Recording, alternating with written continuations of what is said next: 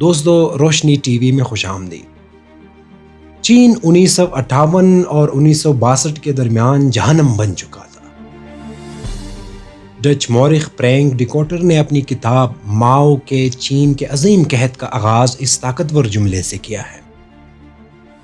ڈیکوٹر نے چین کے اس دور کو بیان کیا ہے جسے دی گریٹ لیپ فارورڈ کہا جاتا ہے، جب بائیں بازو کے چین کی بنیاد رکھنے والے ماؤ زیڈونگ نے پورے چین کو ترقی کی دوڑ میں دھکیل کر مغربی ممالک کے قریب پہنچا دیا۔ انہوں نے یہ کام بڑے پیمانے پر کاشتکاری اور تیز رفتار صنعت کاری کے ذریعے کیا۔ مورخین اس بارے میں متفق نہیں ہے کہ آگے بڑھنے کے اس سلسلے کے بعد آنے والے تاریخی قحط میں کتنے لوگ مارے گئے۔ ایک اندازے کے مطابق مرنے والوں کی تعداد 1.25 کروڑ سے 1.5 کروڑ کے درمیان ہے، لیکن ڈچ تاریخ دان فرینک ڈیکوٹر کا خیال ہے کہ 1958 سے 1962 کے درمیان تقریباً 45 ملین لوگ غیر ضروری طور پر مارے گئے۔ دوستو، اس دور کی سب سے خوفناک چیز 4 تعاون کے خلاف مہم تھی۔ ماؤ کی گریٹ لیپ فارورڈ کا ایک حصہ جانوروں کے خلاف مہم تھی۔ ماؤ نے انہیں چین کی ترقی کی راہ میں رکاوٹ کے طور پر دیکھا۔ 4 قسم کے جانوروں کو نقصان دہ قرار دیا گیا۔ یہ چوہے، مچھر، مکھیا یا کیڑے اور چڑیا تھے۔ ماؤ چاہتے تھے کہ چینی عوام ان سے چھٹکارا حاصل کرے۔ آبادی کی صحت اور صفائی کے نام پر پہلے 3 جانور مارے گئے، لیکن چوتھے نے مختلف قسم کا جرم کیا تھا۔ وہ یہ تھا کہ وہ بہت زیادہ اناج کھاتی ہے۔ ماؤ چاہتے تھے کہ اناج کا ہر دانہ صرف آبادی کے لیے ہو، لیکن چین نے چڑیا کو مارنے کی بڑی قیمت ادا کی۔ جلد ہی چین کو اس پرندے کو دوسرے ممالک سے لانا پڑا۔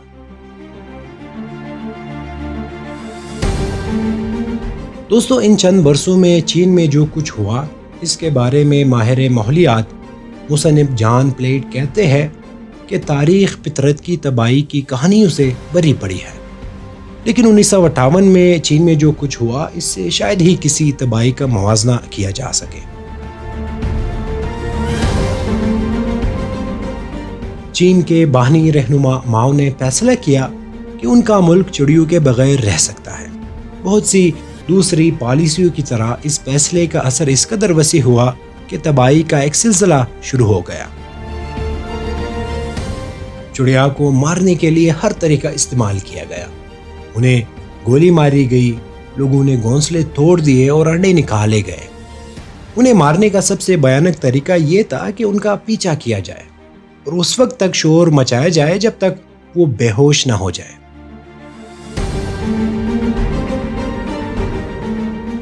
دوستو، چڑیا کو اپنے گھونسلے میں آرام کرنا پڑتا ہے، اڑنے اور خوراک کی تلاش اس پرندے کے لیے بہت تکا دینے والی ہوتی ہے۔ اس دور میں چڑیا کو اتنے بڑے پیمانے پر مارا گیا کہ ایسی کہانیاں ہیں کہ لوگ مردہ پرندوں کو بیلچوں سے اٹھا کر پھینک دیتے تھے۔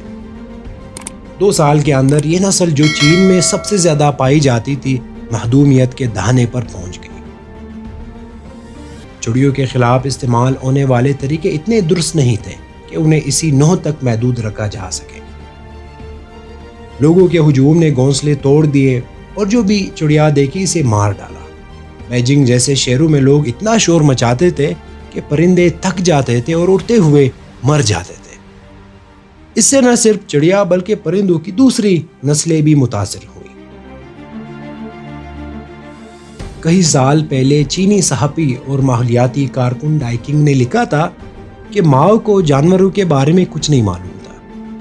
نہ تو وہ اپنے منصوبے پر بات کرنا چاہتے تھے اور نہ ہی کسی ماہر سے مشورہ لیا گیا۔ انہوں نے بس فیصلہ کیا کہ ان 4 انواع کو ختم کرنا ہے، لیکن ہوا یہ کہ چوہے، مچھر اور مکھیا تو ختم کر دی گئی، لیکن چڑیا بچ گئی۔ دوستو، اس چڑیا مار مہم کے بعد ٹڈی دل کا حملہ ہوا۔ لوگوں نے سمجھا کہ ایسا چڑیا کے خلاف مہم کی وجہ سے ہوا ہے۔ آخرکار چڑیا کو اس پیرس سے نکال دیا گیا اور اس کی جگہ کٹملوں نے لے لی۔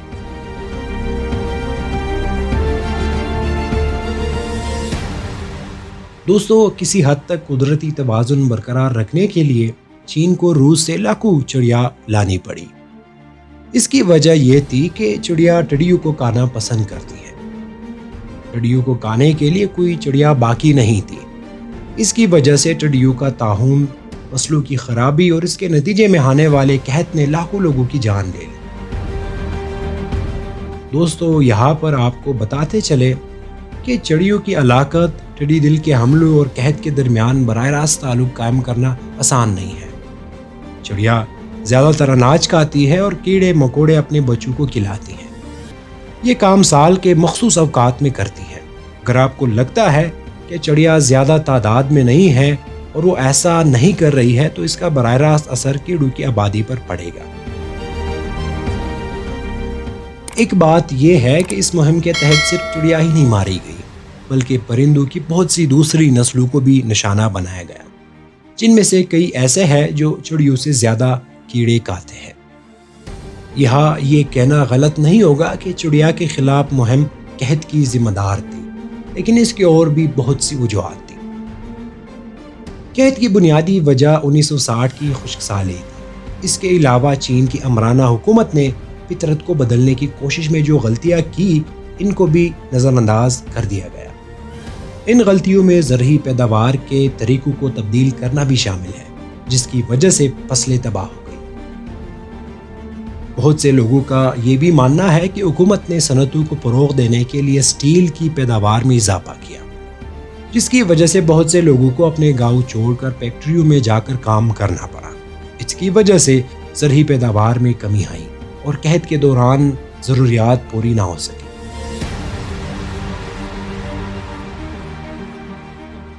دوستو، آج ہم دنیا بھر میں ایک بار پھر لوگوں کو ایسے فیصلے کرتے ہوئے دیکھتے ہیں جو سائنس پر مبنی نہیں ہے۔ ہم خشک سالی اور گرمی کی لہریں دیکھ رہے ہیں۔ ایسے بہت سے معاملات ہیں جن میں قدرتی توازن بگڑ چکا ہے۔ دوستو، یہ تاریخ میں پہلا موقع نہیں تھا جب ان پرندوں کو نشانہ بنایا گیا ہو۔ امریکہ میں بھی چڑیا کے خلاف جنگ کی گئی، لیکن یہ چین کی طرح نہیں تھی۔ یہ 19ویں صدی کے وسط میں ہوا تھا، جب بہت سے امریکیوں کا خیال تھا کہ کیڑوں کو کھانے کے لیے چڑیوں کو لانا ایک اچھا خیال ہے۔